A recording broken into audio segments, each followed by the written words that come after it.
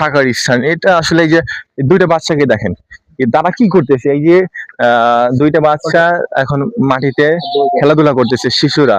তাদের যদি বাবা মা আজ যদি সম্পদশালী হতো, তাহলে কিন্তু তাদেরকে এইভাবে থাকতে হতো না। কিন্তু তারপরেও কষ্টের মাঝে বাবা মা চাই যে সন্তানকে আদর করতে। কেমন আছেন আপনি? হ্যাঁ ভাইয়া, ভালো আছি। ভালো আছেন? ইনশাল্লাহ আল্লাহ যতটুকু ভালো রাখে, ইনশাল্লাহ ভালো আছি। এই বাসা কতদিন ধরে করছেন? এই তো ভাইয়া 3 বছর হয়ে গেল। 3 বছর হয়েছে। হ্যাঁ। জায়গা কিনেছেন? আর জায়গা কিনেছেন? না ভাইয়া, জায়গা পর্যন্ত কিনে নেই ভাইয়া। জায়গা কিনতে পারেন নাই? না ভাইয়া, জায়গা কেনার মতন সেরকম ব্যবস্থা নাই ভাইয়া। আপনি কি অসুস্থ? হ্যাঁ ভাইয়া, অসুস্থ। উনি অসুস্থ এবং এই ঘরে থাকে আসলে মানে কষ্ট করে, কারেন্ট আহ, কিছুই নাই, বুঝলেন? কষ্ট করে বানিয়েছে।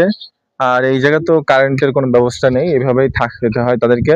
তবে শোনেন, আপনারা যারা আছেন অবশ্যই যখনই যাই দেন নাকি 1 কেজি চাউল পারেন, 1 কেজি ডাউল পারেন, এই সকল মানুষদেরকে আগে আগে দিবেন। কারণ এদের দেখেন একটা বিষয়